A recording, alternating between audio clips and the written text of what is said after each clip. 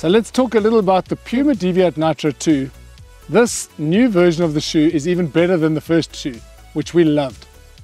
I think if someone said to me, pick a shoe that ticks all the boxes, it's a pretty ridiculous request because there's a plethora of shoes out there that cater to every single type, speed, height, weight, and style of runner. But I've got to say, the Puma Deviate Nitro 2 is exceptional from the point of view that it's fast, it's comfortable, it's got great support, it's soft, it's durable, and it's great for training and racing. So when I say that, I'm saying we've done some speed work in it, we've done some short track work in it, we've raced in it, and we've done long runs. And so far, apart from the small tweaks from the first one, which is a slightly lower heel cup, which was a little high in the first one, and a better outsole, the Puma grip is really grippy. Those are the two key tweaks. The new shoe would literally suit almost every runner. It's got an 8mm drop from 38 to 30 in the front, which is pretty average.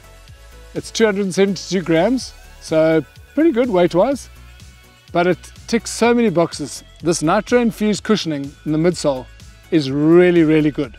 You wouldn't have expected Puma, a brand that a few years ago didn't have road shoes in the same league as some of the leading brands, to be one of the first to come out with an affordable, great product with a power plate.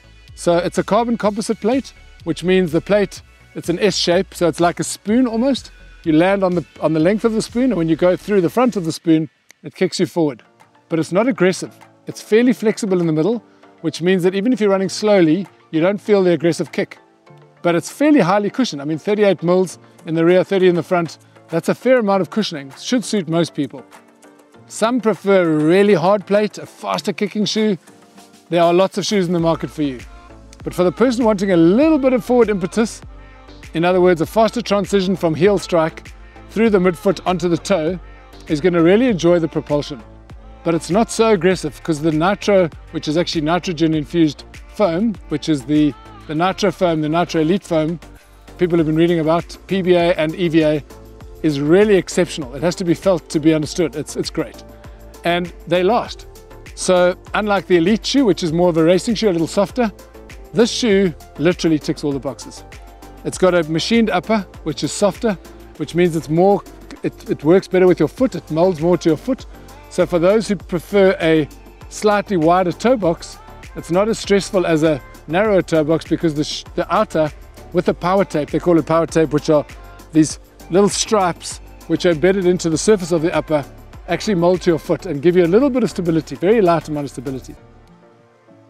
The rear foot isn't as stable as a wider shoe with a wider sole, but if you land on the rear of the shoe and you don't feel uncomfortable, the transition through to the front of the shoe, which means the softer gel in the front, the cushioning is more likely to then be a comfortable landing and an easier propulsion, which is ideally what we want. A more stable landing and a quicker toe off.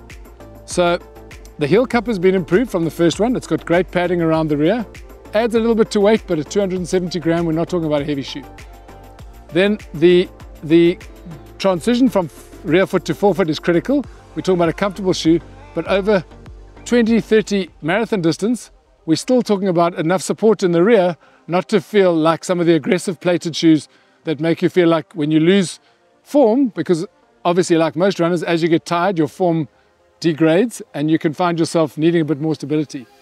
So as a shoe that ticks all boxes, I'm going to say that weight, price, I think the price is $3,599.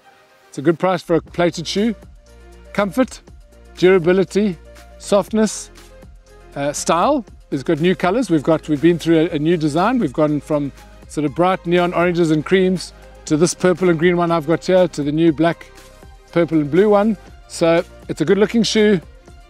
It's an affordable shoe. It's a comfortable shoe. And it's a plated shoe. So I got a feeling that in future all shoes will be plated. So if you're looking for a plated shoe that isn't too aggressive, but still feels bouncy, supportive and fast, but yet you can wear in lots of different conditions and not worry about wearing out too quickly, I'd say the Puma Deviate Nitro 2 is a cracker.